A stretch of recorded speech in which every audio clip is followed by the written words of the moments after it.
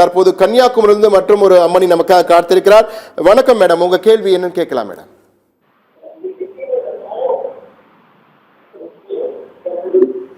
சொல்லுங்க சொல்லுங்கம்மா. கேக்குதுங்களா? சொல்லுங்க சொல்லுங்க, கன்னியாகுமரியிலிருந்து பேசுகிறீங்க, சொல்லுங்கம்மா. நீங்க பொள்ளாச்சியிலிருந்து பேசுறேன், காளிமுத்துங்க. சொல்லுங்க சொல்லுங்க, உங்க கேள்வி கேளுங்க. சார், இந்த இசிஇ படிப்புக்கு எப்படி எதிர்காலம் இருக்குது கேக்குறேன் சார். இசிஇ என்ன sir? ECE. Okay okay, ECE electronics and communication engineering sir. Yes yes sir, ஆமாங்க சார். அதாவது இப்போ ரீசெண்டாக ஒரு நிகழ்ச்சியில் ஒருத்தர் கேட்டார், உங்கள் பையன் 12th படித்தா இன்ஜினியரிங்கில் என்ன படிக்க வைப்பேன்னு கேட்டாங்க. நான் என்ன தெரியுமா சொன்னேன், ஃபஸ்ட்டு ப்ரிஃபரன்ஸே எலக்ட்ரானிக்ஸ் அண்ட் கம்யூனிகேஷன் தான். ஏன்னா இன்றைக்கி என்டையர் வேர்ல்டு வர்ச்சுவல் டிஜிட்டலாக மாறிட்டுருக்கு கம்ப்ளீட்டாக. அதாவது virtual reality, augmented reality, digital electronics, இது எல்லாமே டிஜிட்டல் உலகமாக மாறிட்டுருக்கு. அதாவது அப்படி இருக்கும்போது எலக்ட்ரானிக்ஸ் அண்ட் கம்யூனிகேஷனுக்கு வாய்ப்பு நல்லா இருக்குது. ஏன்னா எலக்ட்ரானிக்ஸில் India is becoming a very big player அப்படின்னு. அடுத்தது எலக்ட்ரானிக்ஸ் கம்யூனிகேஷனுக்கு ஏன் முக்கியத்துவம் கொடுக்குறோன்னா, செமிகண்டக்டர் இண்டஸ்ட்ரி, சிப். இனிமேல் ஒரு சிப் இல்லாமல் ஒரு அணுவும் ஆகிறாதுன்னு சொல்கிறாங்க. நம்முடைய பாரத பிரதமர் ஆகட்டும், நம்முடைய முதலமைச்சர் அவர்கள் ஆகட்டும், எல்லாமே இன்றைக்கி இந்த செமிகண்டக்டர் சிப் அப்படின்னு சொல்கிறோம். மிகப்பெரிய லெவலில் என்விடியா கம்பெனி ரிலையன்ஸோட, டாடா எல்எக்ஸி, இந்த மாதிரி பெரிய அவங்கெல்லாம் இப்போ they are coming in semiconductor chip manufacturing. இப்போ தமிழ்நாட்டிலே அதுக்கு ஃபாக்ஸான் கம்பெனியோட ஒப்பந்தம் பண்ணியிருக்காங்க. ஸோ இதெல்லாம் நான் அதனால தான் எப்போவுமே சொல்வேன், ஒரு கெரியர் எடுக்கிறது முன்னாடி ஃபியூச்சரில் அப்போது எலக்ட்ரானிக்ஸ் அண்ட் கம்யூனிகேஷனுக்கு வாய்ப்பு நல்லா இருக்குது. எலக்ட்ரானிக்ஸ் அண்ட் கம்யூனிகேஷன் படிக்கும்போது கூட நீங்கள் சைபர் செக்யூரிட்டிக்கு வரலாம், ஐடி ரிலேட்டடாக வரலாம். அதாவது இன்றைக்கி மிகப்பெரிய மாற்றங்கள். சூப்பர் கம்ப்யூட்டர்ஸ், என்விடியா பார்த்தீங்கன்னா இப்போ சூப்பர் கம்ப்யூட்டர்ஸ்னால் இந்த பெரிய ரூம் அளவுக்கு இருக்குது. இப்போலாம் அது கிடையாது, டெஸ்க்டாப்பில் சூப்பர் கம்ப்யூட்டர்ஸ் வந்துட்டாங்க. அப்போ ப்ரோக்ராமிங் மெத்தட், அது ஜிபியூன்னு வந்துருச்சு, கிராஃபிக் ப்ராசஸிங் யூனிட்டுடைய ப்ரோக்ராமிங், ஜிபியூ ப்ரோக்ராமிங். அப்போது இவ்வளோ வாய்ப்பு இருக்குது. நான் நிறைய சொல்ல, நான் சும்மா ஜஸ்ட் சாம்பிளுக்கு சொல்கிறேன் 5-6. அப்போ நினச்சி பாருங்கள், எலக்ட்ரானிக்ஸ் கம்யூனிகேஷனில் ஃப்யூச்சரில் நல்ல வாய்ப்பு இருக்குது. இசிஇ படிக்கும்போது கம்ப்யூட்டிங் ஸ்கில்லையும் ஏஐயும் இன்டெகிரேட் பண்ணால் அவங்களுக்கு தான் மிகப்பெரிய வாய்ப்பு அப்படின்னு நாங்கள் சொல்கிறோம். நிச்சயமாக சார். ஏன்னா கணிதமும் இயற்பியலும் இல்லாமல், அதாவது மேக்ஸ் அண்ட் ஃபிசிக்ஸ் இல்லாமல் உலகமே இயங்காதுன்னு சொல்லுவாங்க. அதுபோல் இசிஎஸ், எலக்ட்ரானிக்ஸ் அண்ட் கம்யூனிகேஷன் இல்லாமல் மீடியா துறை கூட நீங்கள் வரலாங்க, எலக்ட்ரானிக்ஸ் அண்ட் கம்யூனிகேஷன் படித்தா. எனவே வாய்ப்புகள் நிறைய இருக்கின்ற துறை இசிஎஸ்.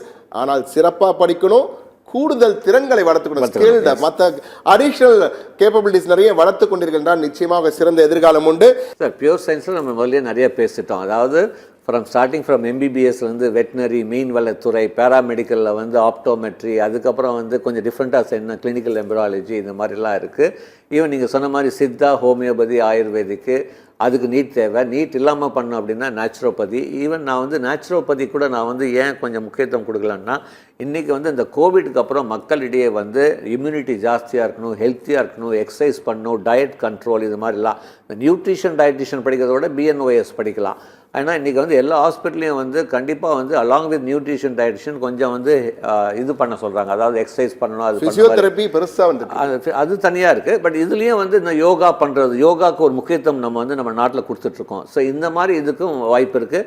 இந்த பிஎன்ஒஎஸ் படிக்கிற மாணவர்கள்லாம் பார்த்தீங்கன்னா அதாவது ப்ரைவேட் ஹாஸ்பிட்டல்லையும் வேலை செய்கிறாங்க. அதுக்கப்புறம் ஒரு யோகா டீச்சராக ஆன்லைனில் சொல்லித்தராங்க, நல்லா பண்ணுறாங்க சார். ஐ நீங்கள் உங்களுக்கே தெரிஞ்சிருக்கும், நீங்கள் ஆன்லைனில் யோகாவுக்கு எவ்வளோ முக்கியத்துவம் இருக்குது. நல்ல சம்பாதிக்கக்கூடிய ஒரு துறையாக வளர்ந்துட்டு இருக்கு. உண்மையை சொல்ல போனா யோகா நீங்க தொலைக்காட்சியிலே யோகா சொல்லி கொடுக்கலாம், ஆன்லைன்லயே நீங்க அந்த மாதிரி வந்துருச்சு. நம்ம பிரதமரே அதுக்கு ஒரு முன்னோடியா இருக்காரு. நிச்சயமா. அடுத்ததாக திண்டுக்கல் இருந்து ரிஸ்வானா மீண்டும் இணைந்திருக்கார். சொல்லுங்க ரிஸ்வானா, கடந்த முறை நீங்க கேள்வி கேட்கும்போது தொலைபேசி கட் ஆயிடுச்சு, இந்த முறை கேட்கலாம். உங்க கேள்வி என்ன ரிஸ்வானா? ஹலோ, வணக்கம் சார். வணக்கம் சார். இந்த மாதிரி என் பையன் 12வது முடிச்சிருக்காரு. அவர் பிஎஸ்சி ஏவியேஷன் எடுக்கலான்னு இருக்காரு. இதுக்கு ஸ்கோப் எதுவும் இருக்குங்களா வருங்காலத்துல? பிஎஸ்சி ஏவியேஷன் நல்லா கேள்வி கேட்டீங்கன்னா, எந்த அளவுக்கு விழிப்புணர்வு மக்களிடையே ஏற்பட்டிருக்கிறது இது ஒரு காரணமாக பார்க்குறேன் சார். ஏவியேஷன் படிக்க, ஏன்னா ஏவியேஷன் துறைக்கு நல்ல வாய்ப்பு இருக்குன்னு சொல்லுவாங்க. இப்போ எப்படி இருக்குது சார்? அதாவது எல்லா துறைக்கும் வாய்ப்பு இருக்குது, இதில் வாய்ப்பு இல்லைன்னு நான் சொல்ல மாட்டேன். அதாவது எப்போவுமே சொல்லுவோம் இல்லையா, கற்கும் கல்வியே உறுதுணை அப்படின்னு சொல்லுவோம், செய்யும் தொழிலே தெய்வம் அப்படின்னு சொல்லுவோம். அப்போ நீங்கள் ஏவியேஷன் எடுக்கிறது தப்பு கிடையாது. பட் என்னுடைய அட்வைஸ் என்னென்னா, போஸ்ட் கிராஜுவேஷனில் ஸ்பெஷலைஸ் பண்ணலாம். இல்லை எனக்கு இன்ட்ரெஸ்ட் இருக்குன்னா பிஎஸ்சி ஏவியேஷன் எடுங்க. பட் ஏவியேஷன் எடுக்கும்போது அதுக்கான நிறைய அடிஷ்னல் சர்டிஃபிகேஷன், அதில் இந்த அடிஷ்னல் சர்டிஃபிகேஷன் தாண்டி ஃபஸ்ட்டு கொஞ்சம் லாங்குவேஜ் கண்டிப்பாக தேவை. நல்ல ஆங்கிலம் பேசக்கூடியது, எக்ஸ்ட்ரா அடிஷ்னல் லாங்குவேஜ், அதுவும் ஃபாரின் லாங்குவேஜ்லாம் கிடைச்சுன்னா இன்னும் உங்களுக்கு வாய்ப்புகள் பல மடங்கு கூடும். அடுத்தது வந்து நீங்கள் பார்த்தீங்கன்னா ஐட்டா, இன்டர்நேஷ்னல் ஏர் ட்ராவல் அசோசியேஷன் வந்து அவங்க வந்து நிறையா வந்து additional courses related to aviation வந்து கொடுக்குறாங்க. இது மாதிரி இந்த அடிஷ்னல் கோர்ஸோட நீங்கள் இந்த பிஎஸ்சி ஏவியேஷன் படிக்கிற அடிஷ்னல் கோர்ஸ் படிச்சிங்கன்னா கண்டிப்பாக ஓரளவுக்கு வாய்ப்பு நன்றாகவே இருக்குது. ஏன்னா இன்றைக்கி வந்து தே ஆர் க்ரோயிங். அதாவது இன்றைக்கி வந்து ஈவன் சிறு சிறு நகரத்தில் வந்து நீங்கள் ஏர்போர்ட் வர ஆரம்பிச்சிருச்சு. இப்போ பார்த்தீங்கன்னா ஆக்டிவாக இருக்குது வந்து நீங்கள் பார்த்தீங்கன்னா. ஸோ கண்டிப்பாக அதுவும் ஒரு சாய்ஸாக கண்டிப்பாக வைக்கிறது தப்பே கிடையாது. தேவைகள் நிறைய இருக்குமா? ஆனால் மிக முக்கியமானது இந்த நுனிநாக்கு ஆங்கிலம் சொல்லுவாங்க இல்லையா, அது மிக மிக அடிப்படையா தேவை. எனவே நுனிநாக்கு ஆங்கிலம் மற்றும் மற்ற மொழிகள், பிற வெளிநாட்டு மொழிகளை தெரிந்து கொள்ளும் பொழுது நிச்சயமாக வாய்ப்புகள் பிரகாசமா இருக்கு. அதுல ஒன்றும் சந்தேகம் இல்லை.